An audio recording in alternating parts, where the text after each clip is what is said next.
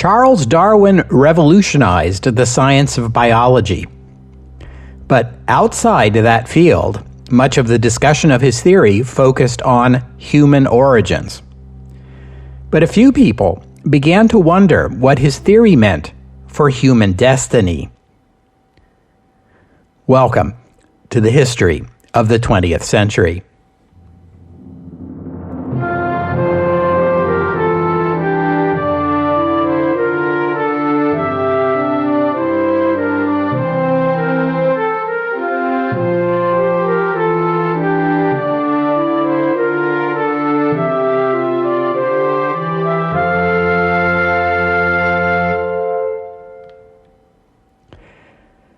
Episode 248, Darwin's Dilemma. Charles Darwin published his landmark treatise on the origin of species in 1859. In that work, he mostly avoided discussing the implications of his theory of evolution by natural selection for understanding the origins of human beings, except for a brief bit at the end. But the implications were clear enough, and one of the first people to pick up on them was Francis Galton, a scientist and thinker, fellow Englishman, and in fact, Darwin's cousin. Galton studied phenomena in many different fields, but of interest to us today is how On the Origin of Species inspired him to investigate the inheritance of physical and mental abilities among human beings. To study this question, Galton looked for ways to tease apart the effects of ancestry versus the effects of upbringing in the abilities of a human being. He was, in fact, the first person to use the phrase nature versus nurture to describe this distinction. He took particular interest in twins and in adopted children as ways of testing the effects of nature versus nurture, which researchers still do in our day. There was only so much Galton could do, given the research tools of the time, but he concluded from his evidence that physical and mental traits in humans did indeed seem to be passed on from parents to children. When his cousin Charles Darwin tackled the subject of human evolution in his 1871 follow-up, The Descent of Man, he drew on Galton's work. Darwin also argued in that book that the advent of civilization meant that in some sense human evolution had stopped, because humans born with inherent competitive disadvantages, such as physical or mental disabilities, but not only those, were cared for by society rather than left to fend for themselves, as would be the case in nature. Not that there was anything wrong with that. In Darwin's view, he argued this was part of the price we paid for civilization. To abandon the weaker members of our human family to their fates might pay us a small evolutionary dividend many generations later, but at the price of giving up the very thing that separated us humans from animals in the first place, civilization. You might call this conundrum Darwin's dilemma. Either the human race gives up the benefits of natural selection, or it gives up the benefits of civilization. But keep in mind, Darwin himself was wholeheartedly in favor of keeping the civilization. Charles Darwin died in 1882. The following year, his cousin, Francis Galton, published a book on what he called eugenics. The word comes from Greek roots and means good origins, or good ancestry.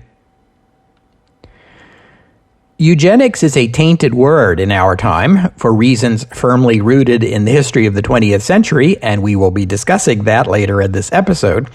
But for now, as is the custom in this podcast, I invite you to put that history out of your mind and think about these questions from the point of view of people of the time. Also, eugenics is a very broad term.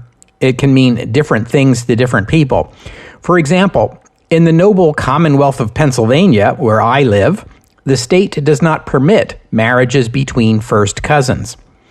Is that a eugenics law? In a broad sense, it is, but it is not the sort of state action people usually think of when they hear the word eugenics. The attraction of eugenics to its proponents is that it offers a way out of Darwin's dilemma. A civilized human society could turn to what we might call artificial selection as a humane alternative to natural selection.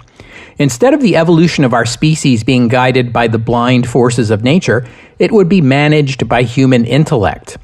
We ourselves could direct the way in which our species evolves. There are two basic methods we as a species could employ to control the path of our own evolution.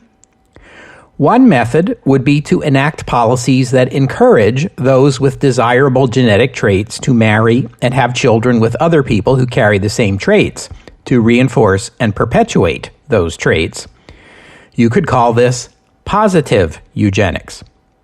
The converse method would be to enact policies that discourage people with undesirable genetic traits from marrying and having children with each other, or indeed at all.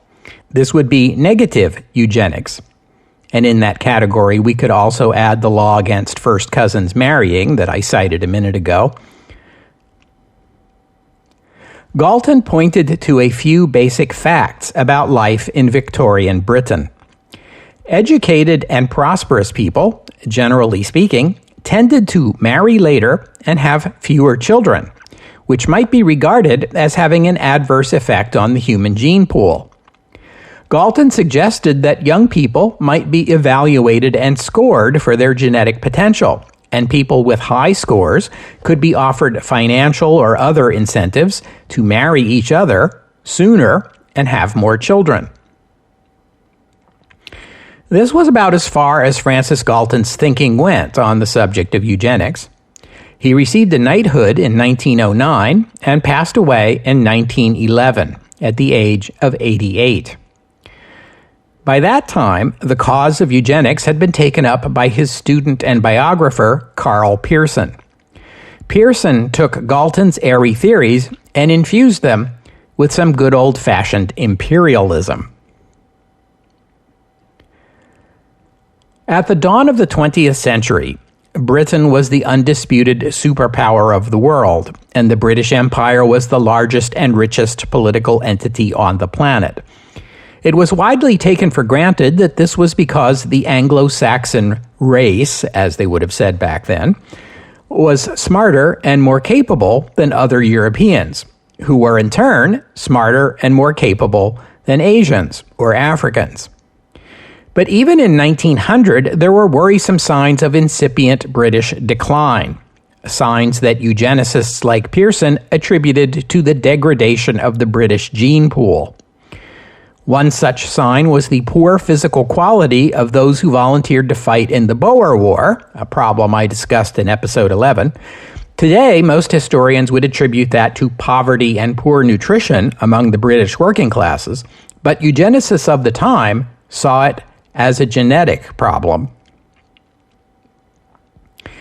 It's a truism in most societies that the well-off have fewer children than the poor. A study in the United States showed that the graduating classes of Harvard University in the late 19th century, over the course of their lives, fathered a number of male children that only amounted to about 60% of their own number. Theodore Roosevelt, an early supporter of eugenics in the U.S., lamented that the upper classes were committing race suicide. Pearson cited a Danish study that claimed that a mere 25% of today's population in a given community will become the parents of 50% of the next generation. And looking into demographics in Britain, who in Britain had the highest birth rates? Well, the Irish Catholic working classes in cities like Liverpool, the Jewish immigrants from the Russian Empire living in London's East End.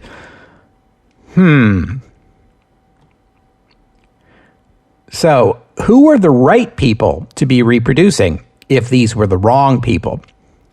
Eugenicists of the time placed a lot of stock in educational and professional achievement as markers of superior genes. They concluded that class was a strong marker of the value of a person's ancestry. This was very British, of course, although American eugenics supporters like Theodore Roosevelt tended to agree.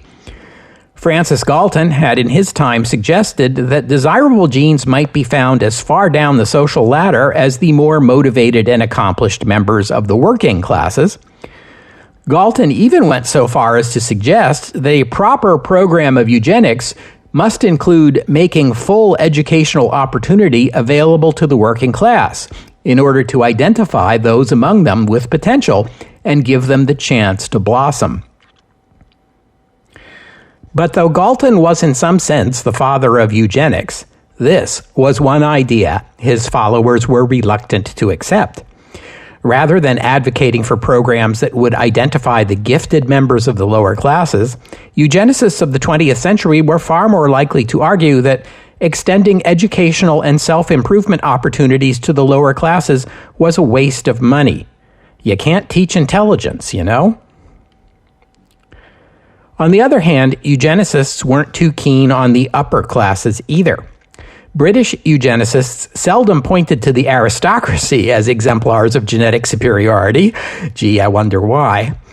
Similarly, you don't find American eugenicists elevating the titans of U.S. industry and finance, your Rockefellers or your Mellons or your Carnegies, as representing the type of human being we should be breeding more of. No, eugenicists in both countries typically exalted the abilities of the upper middle class professionals as the sort of people we want more of. People like physicians, writers, journalists, lawyers, scientists, intellectuals, academics. These were the right sort of people, the people whose genetic superiority was self-evident. The people very much like the eugenicists themselves, who tended to be exactly this sort of person. And here you have the problem of eugenics in a nutshell. In theory, the idea of encouraging the reproduction of humans with objectively desirable genetic traits sounds good, but the word objectively is carrying a lot of weight here. How do you determine which traits are most desirable and who is carrying them? More to the point, who is going to make that determination?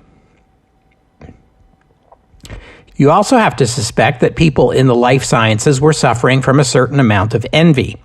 Physical scientists and engineers had changed the world.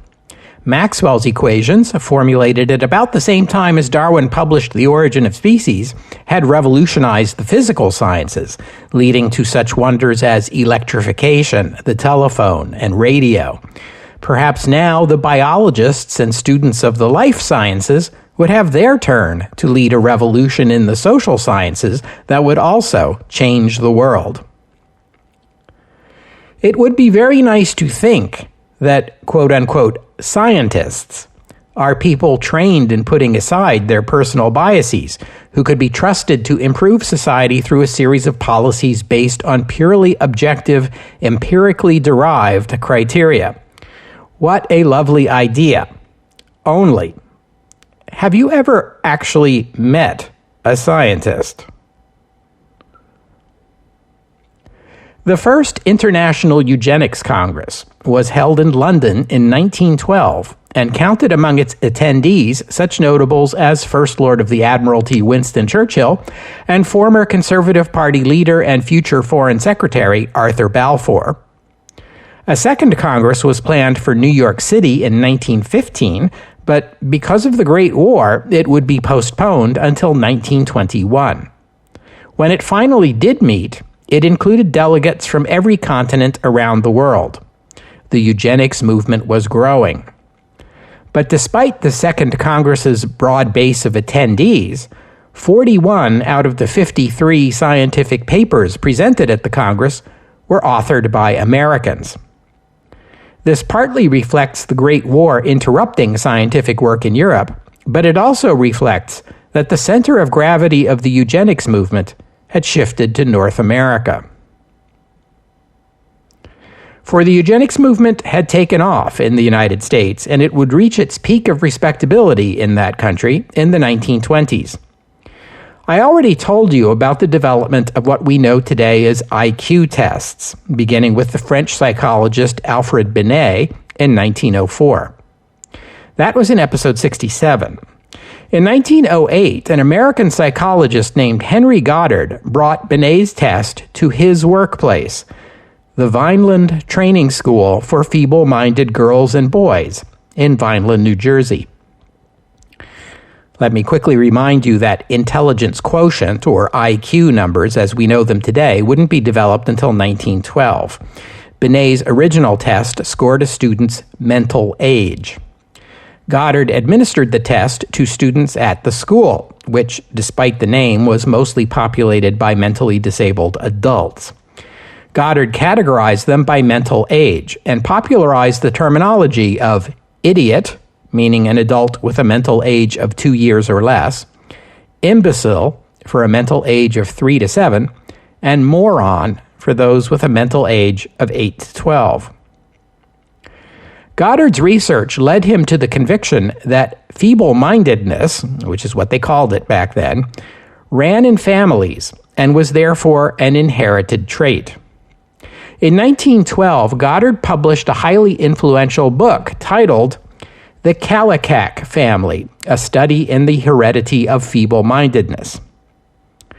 In this book, Goddard reported research he claimed to have done on the ancestry of a young woman at the Vineland Training School, to whom he gave the pseudonym Deborah Kallikak.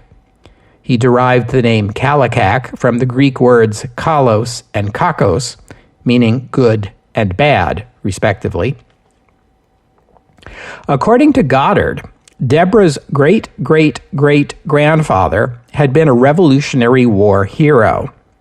After the war ended and he was on his way back home to his native New England, this otherwise respectable young man made one serious error in judgment. During a stopover at an inn in New Jersey, he slept with a feeble-minded woman who worked there as a barmaid. Our hero then returned to New England and afterward became an upright and respected member of the community. He and his wife had 7 children, and the descendants of those 7 children ultimately amounted to hundreds of equally upright and respectable people, law-abiding, hard-working citizens who contributed immeasurably to their communities and their country. But the encounter with the feeble-minded barmaid in New Jersey had left her pregnant. She gave birth to a son who grew up to be a criminal and ne'er-do-well.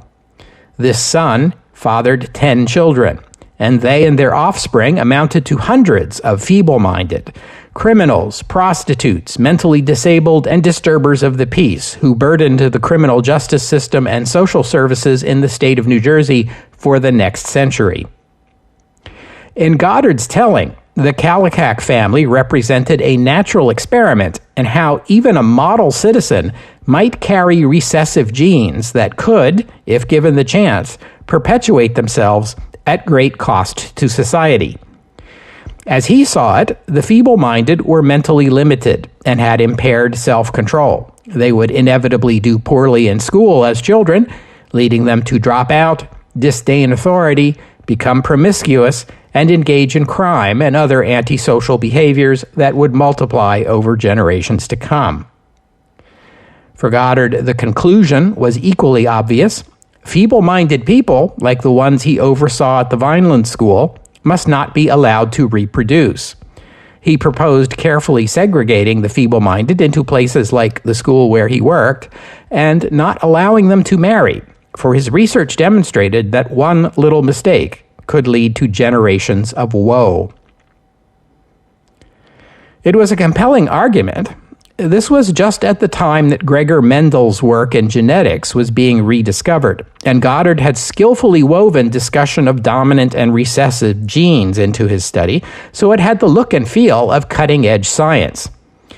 It was also utter hogwash. Later investigation would show that the ancestry of Deborah Kallikak, whose real name was Emma Wolverton, was nothing like what Goddard had claimed. In fact, Emma's extended family included prosperous farmers, school teachers, a banker, and one young man who had served as a fighter pilot in the U.S. Army Air Corps during the Great War. But no one knew about Goddard's dishonesty in 1912. They took him at his word, and his book opened the floodgates. Other psychologists and social service workers in the United States and the United Kingdom began studying the genealogies of those under their care and reported similar findings.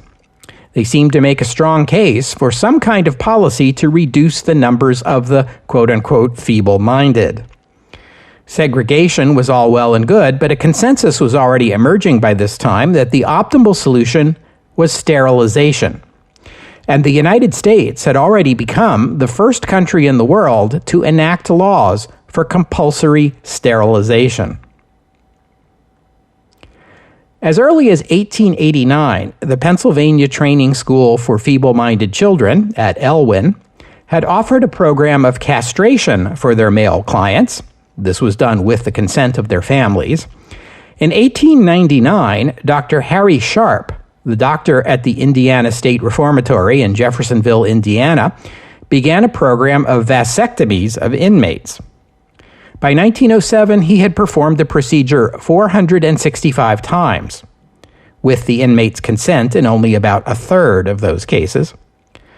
That was the year he spearheaded a campaign that led to the enactment of compulsory sterilization of certain categories of prison inmates into Indiana state law. By 1917, the year the United States entered the Great War, 14 other states had followed Indiana's lead. Eugenics advocates in the United Kingdom, by contrast, could only look upon the Americans with awe and envy. There was considerably less support in Britain for compulsory sterilization, and a strong legal argument that any attempt to implement it would constitute battery under British common law, meaning any British physician who tried to follow Dr. Sharp's example risked a prison term. Of course, passage of appropriate legislation in Parliament could have changed that. When this was attempted in what became the Mental Deficiency Act of 1913, a controversial provision on compulsory sterilization had to be removed from the bill before it would pass. The law in its final form relied on the segregation of the feeble-minded into institutions, as the American Dr. Goddard had proposed, but forced sterilization remained unlawful in the UK. In 1916, New York attorney Madison Grant published a book titled The Passing of the Great Race. Grant was founder and chairman of the New York Zoological Society, which established the Bronx Zoo in 1899. You may recall from episode 16 how Congolese refugee Ota Benga, who, just for the sake of clarity here, was a human being, was put on exhibition at the Bronx Zoo in 1906. And yes, Madison Grant played a role in that. Grant was a member of a class of American self-styled anthropologists whose work on anthropology was limited to reading about people in other parts of the world and then writing books in which they spun theories about the relative natures and abilities of human beings of different races. Spoiler alert, white people are the best at everything.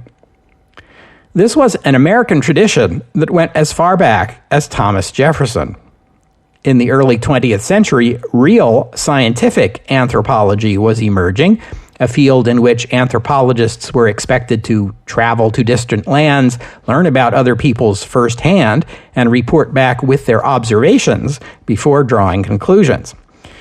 The leading light in this new anthropology was the German-born and educated Franz Boas, who created the first American PhD program in anthropology at Columbia University in New York City, and single-handedly dragged American anthropology kicking and screaming into the 20th century.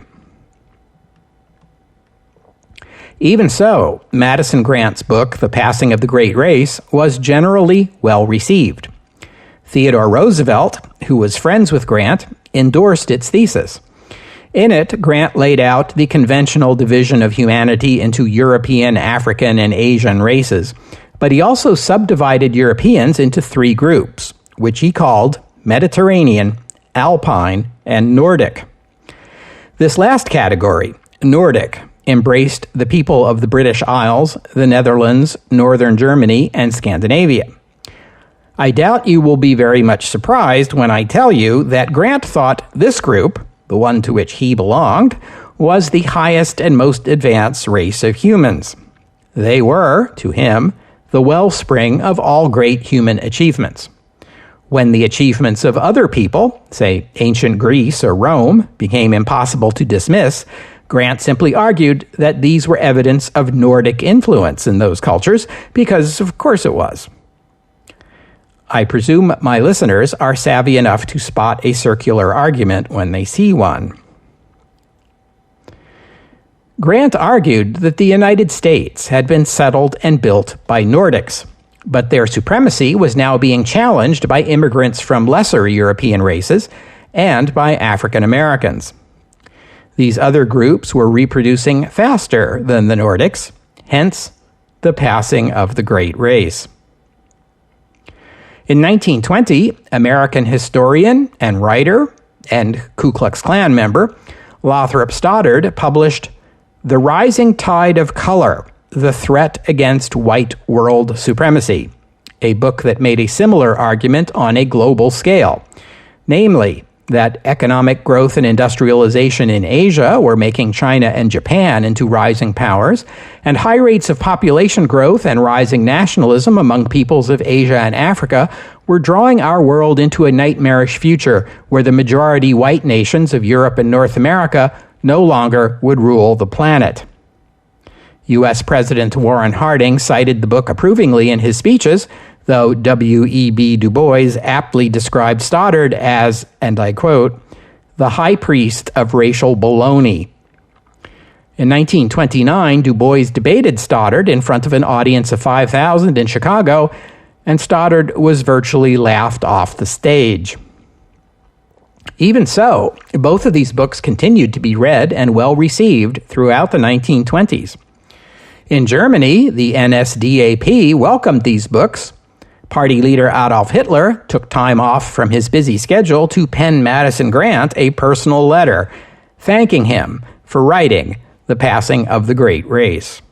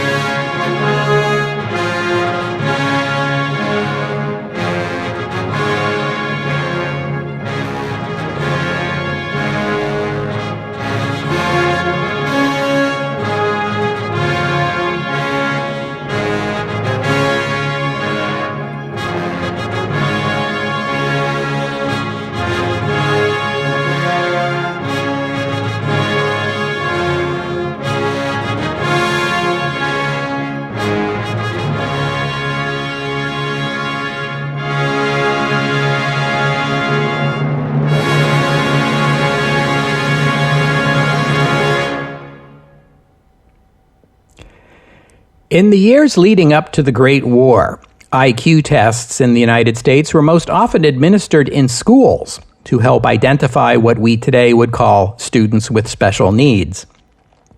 These were not popular. Parents tended to take umbrage at the news their child's IQ was being evaluated. They often interpreted this as an insult. This situation changed during the war. The United States Army gave IQ tests to many of its soldiers, 1.7 million to be exact. There was a test for those literate in English and a pictorial test for those who were not. The test was meant to measure native intelligence, not educational attainment or socioeconomic status, although it's quite debatable whether it achieved that goal. One of the questions asked soldiers to identify which make of automobile used the Knight engine.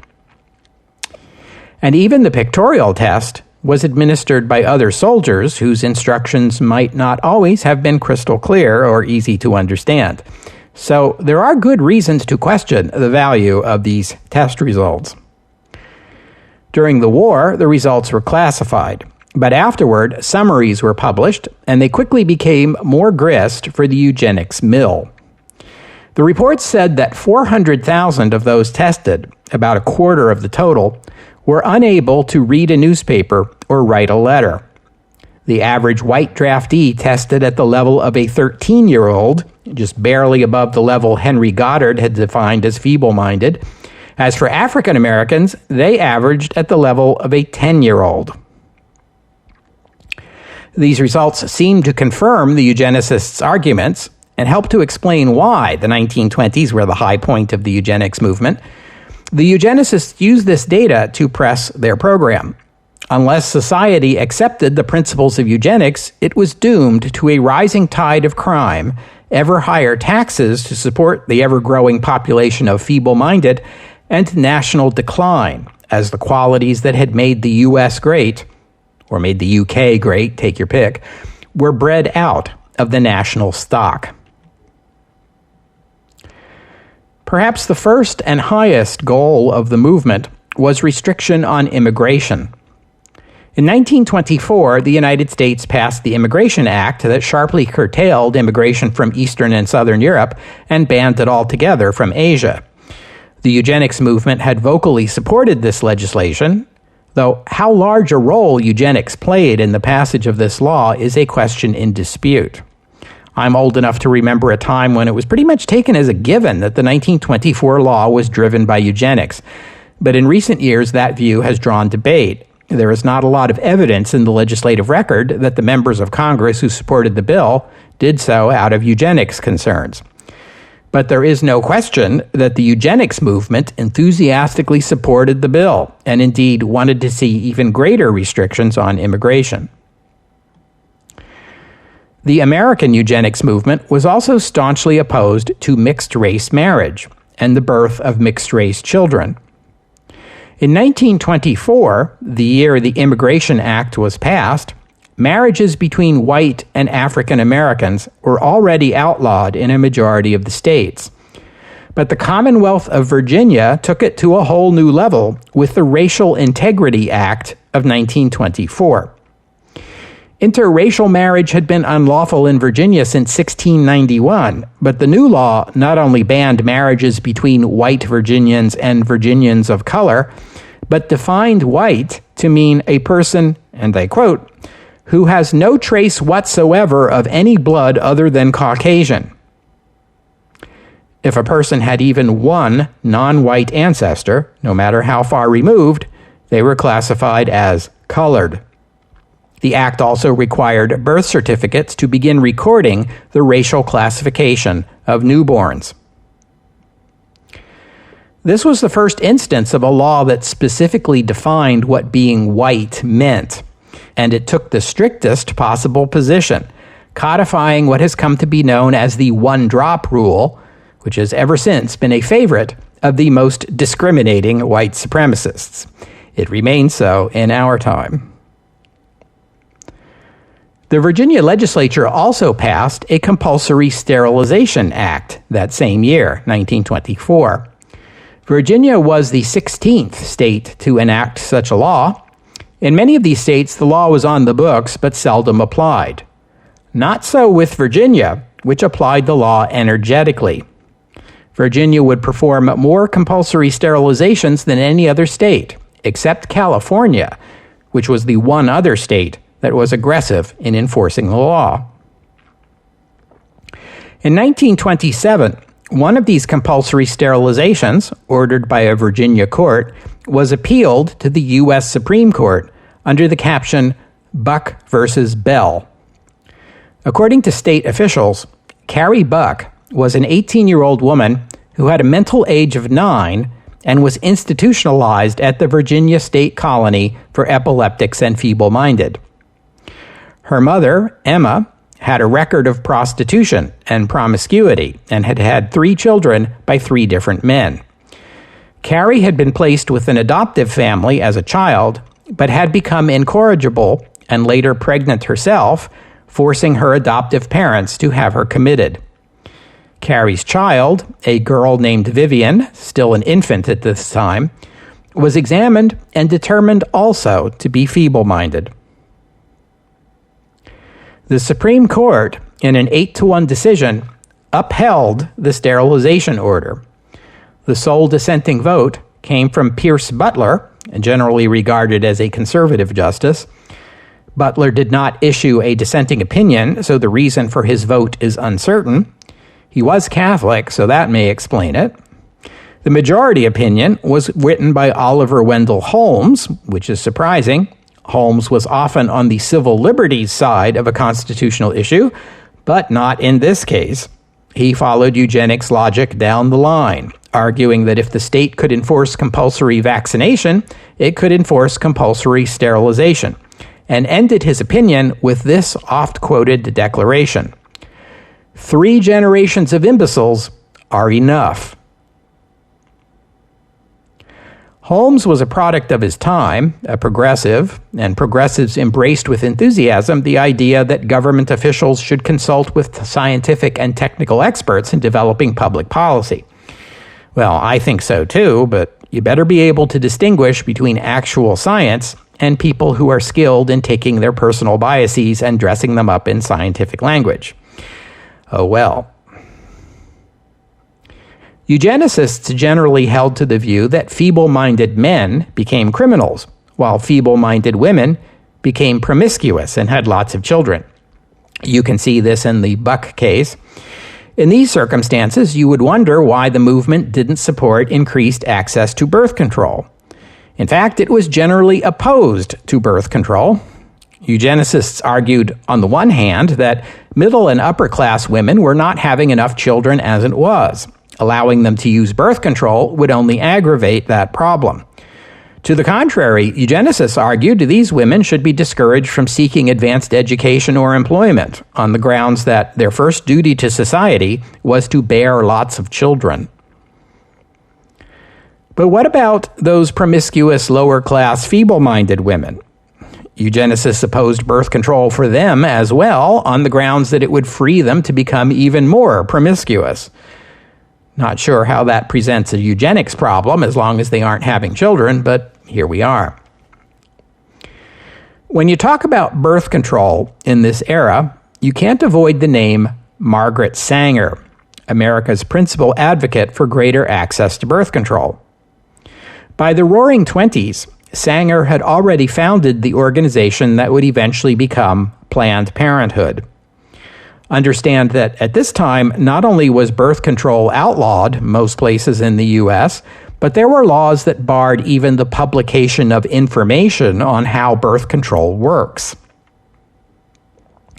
The birth control movement is a topic that deserves its own episode, and maybe I'll come back to it sometime down the road, but for now, I'll just mention that Sanger was arrested in 1916 for providing birth control to women in Brooklyn. At her trial, the judge declared that women had no right to engage in intimate relations separate from the risk of becoming pregnant, which gives you an idea of the attitudes of the time.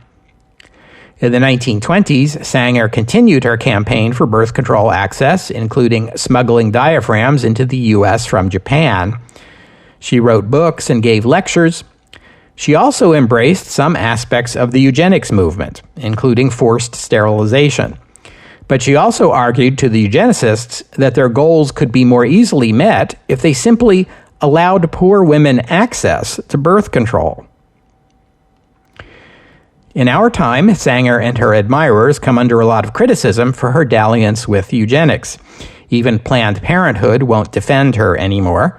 But I will note that in her time, eugenics was a much more popular and respectable idea than was increasing access to birth control.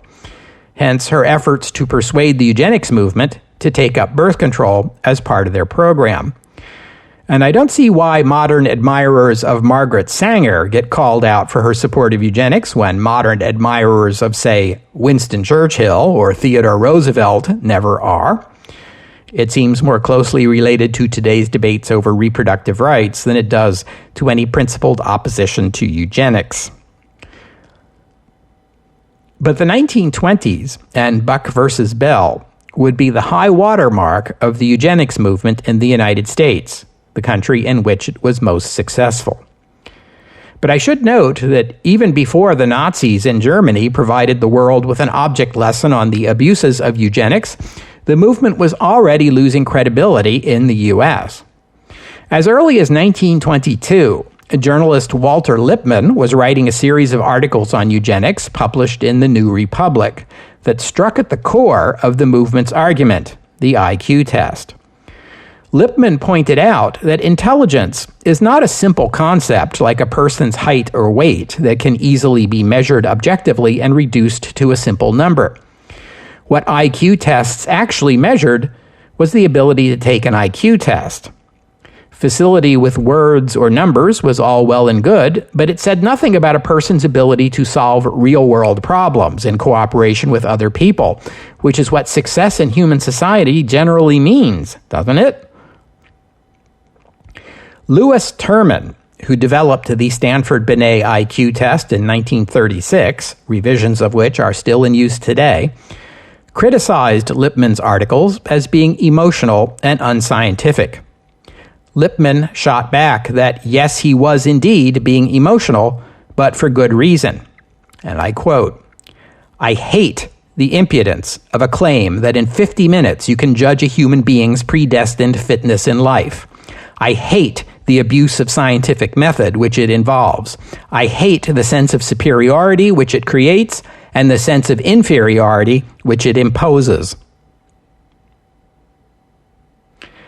And then there was the case of Carl Brigham, one of the psychologists who tested soldiers for the Army during the Great War. Afterward, he became a professor at Princeton University. In 1923, he published a study of those recently declassified Army IQ tests that purported to show the inherent intellectual inferiority of immigrants and African Americans, and he became a major figure in the eugenics movement. In 1926, by the way, Brigham developed the Scholastic Aptitude Test, or SAT, still well known to American high school students in our time. In 1930, though, Brigham published a paper titled Intelligence Tests in Immigrant Groups, in which he repudiated his own 1923 study. Subsequent research on intelligence testing had convinced him that native-born white Americans came out ahead on these tests simply because of their greater familiarity with the English language and American culture. He declared that his 1923 study, with its entire hypothetical superstructure of racial differences, collapses entirely, and that to say that IQ tests measured some abstract quality called intelligence was, quote, psychophrenology, that is to say, the modern reincarnation of a discredited pseudoscience. Other researchers pointed out that the seemingly greater number of mentally disabled found among poor families reflected not genetics, but poverty. Middle and upper-class families of this time typically cared for their disabled relatives themselves at home. Only the poor needed to turn to the state for help, and thus only the disabled family members of the poor made it into the government statistics. And at Columbia University, a 23-year-old graduate student named Margaret Mead was doing her master's research on children of Italian-American immigrant families, including their IQ scores. Mead found correlations between the children's test scores and such factors as the socioeconomic status of the family, how long the parents had lived in the United States, and whether or not English was spoken in the home. Pretty solid evidence of a cultural influence over IQ scores. The trajectory of the eugenics movement is remarkable for what it says about human nature as much as anything else. What began as a rather tame and academic discussion about whether society should consider some mild incentives like cash payments to encourage certain people to have more children developed in half a century into a movement that embraced categorizing citizens by race, limiting the rights of people of certain races and ethnicities, and forced sterilization. I don't think I'm giving away too much of a spoiler if I let you know that by the 1930s, even as support for the eugenics movement was fading in the United States, many of the principles of this movement would be embraced by the Nazi Party in Germany. Germany would displace the United States as the center of the movement, but the Nazi embrace would further discredit eugenics everywhere else, and the movement would dwindle away to almost nothing by the end of the century. Perhaps the moral of the story is there truly are some areas of science that the human race is simply not yet wise enough or mature enough to dabble in.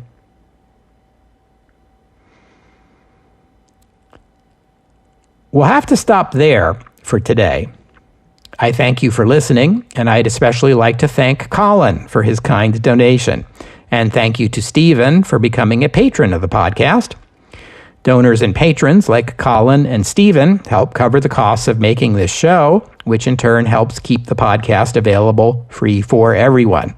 So my thanks to them and to all of you who have pitched in and helped out. If you'd like to become a patron or make a donation, just visit the website, historyofthe20thcentury.com, and click on the PayPal or Patreon buttons. The podcast website also contains notes about the music used on the podcast. Sometimes it's my own work, sometimes it's licensed, but many times the music you hear here is free and downloadable. If you hear a piece of music on the podcast and you would like to know more about it, including the composer, the performers, and a link to where you can download it, that would be the place to go. While you're there, you can leave a comment and let me know what you thought about today's show.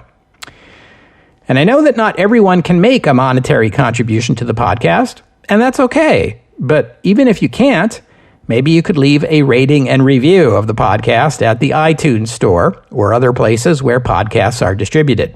Your rating and review could help other listeners find this podcast, listeners who hopefully will enjoy it as much as you do. And I hope you'll join me next week on the history of the 20th century as we turn from anthropology as pseudoscience to real scientific anthropology. I have already mentioned Franz Boas. He's regarded as the father of American anthropology.